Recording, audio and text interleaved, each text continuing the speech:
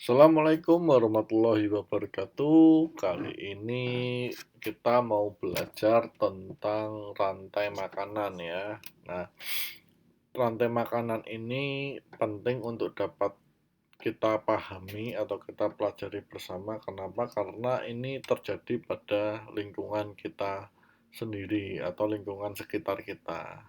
Nah, kemudian rantai makanan ini adalah bisa membuat semacam indikator atau semacam sinyal apakah suatu ekosistem itu seimbang atau tidak. Nah, untuk mempelajarinya lebih lanjut, mari kita lihat gambar berikut ya. Nah, sebelum masuk ke gambar, kita harus paham dulu apa itu rantai makanan. Nah, secara umum, rantai makanan itu didefinisikan sebagai proses makan, memakan, dan dimakan dalam suatu ekosistem. Ya, jadi nanti akan tergambar. Jadi ada orang atau ada objek atau ada makhluk hidup yang sifatnya nanti ada di level-level tertentu. Nah, supaya jelas ada di gambar ini ya. Nah, ini adalah contoh rantai makanan dalam ekosistem sawah. Nah, kalian bisa lihat di gambar yang paling kiri adalah padi atau tumbuh-tumbuhan, ya. Padi atau tumbuh-tumbuhan di sini dalam suatu rantai makanan itu berperan sebagai produsen, ya. Nah, artinya dia ada di tingkat pertama rantai makanan.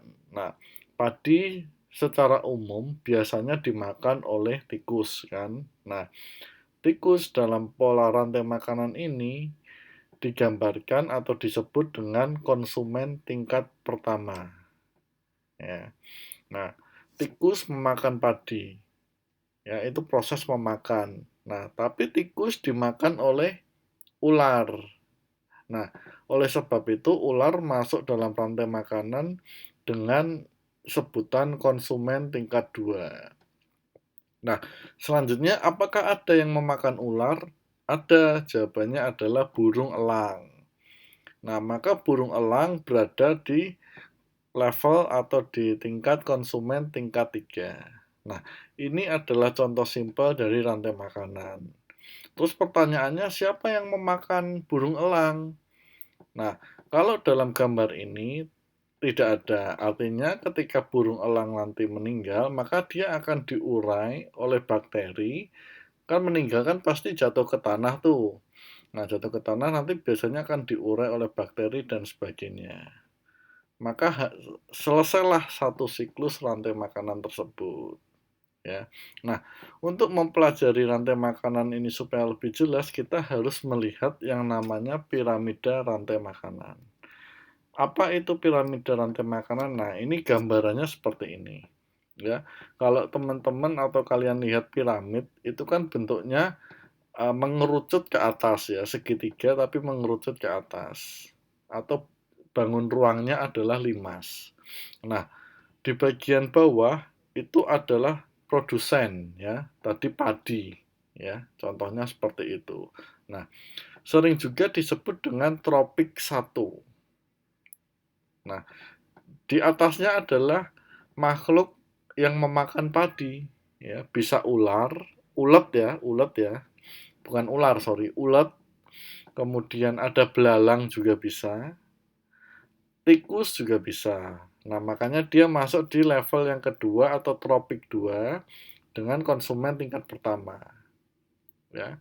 Kemudian siapa yang memakan tikus, belalang maupun ulat? Itu ada cacing, ada ayam atau ada di sini juga katak. Nah, sebenarnya ular juga bisa masuk di konsumen tingkat 2 karena ular memakan tikus. Ya.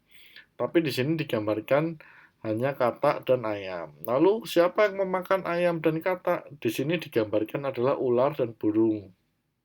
Ya, seperti itu. Nah, kalau kalian lihat piramidanya, yang paling bawah itu kan tumbuhan.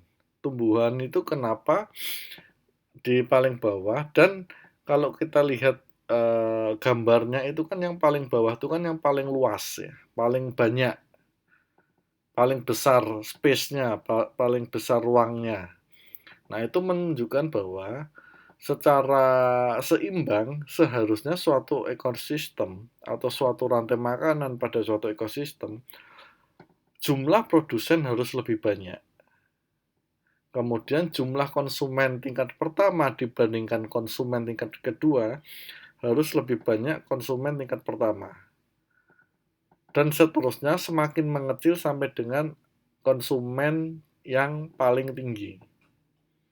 Nah, coba bayangkan jika salah satu konsumen tingkat pertama atau tingkat kedua ini hilang, ya. Maka jika konsumen tingkat pertama atau kedua hilang, maka akan terjadi ketidakseimbangan ekosistem.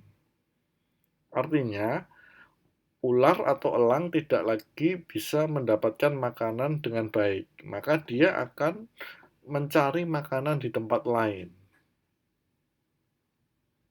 Ya, biasanya seperti itu. Nah, atau mungkin produsen yang harusnya melimpah luas, ini tiba-tiba cuma ada sedikit. Nah, maka konsumen tingkat pertama yaitu tikus, belalang, dan ulat itu akan mencari makanan di tempat lain. Dan bisa jadi itulah mengganggu keseimbangan ekosistem dan mengganggu manusia. Nah, pertanyaannya selanjutnya adalah, siapa yang membuat ketidakseimbangan ekosistem ini sendiri? Jawabannya bermacam-macam. Bisa jadi karena adanya faktor alam atau bencana alam. Ya, katakanlah ada banjir sehingga seluruh tumbuhan atau seluruh produsen itu menjadi mati atau menjadi hilang semua. Ada gunung meletus dan sebagainya. Atau bisa juga dirusak oleh manusia. Katakanlah ada pembukaan lahan untuk perumahan yang tanpa izin pemerintah. Nah, itu biasanya akan mengganggu keseimbangan ekosistem di tempat tersebut. Nah, dengan mempelajari rantai makanan ini dan mempelajari keseimbangan ekosistem, maka diharapkan kita sebagai manusia mampu menjaga keseimbangan tersebut.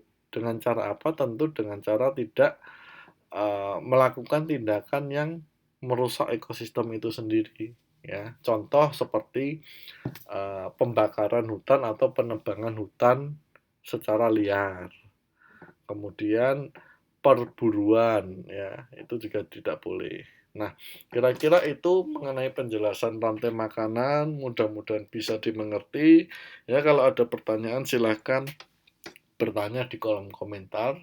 Terima kasih sudah menonton, selamat belajar.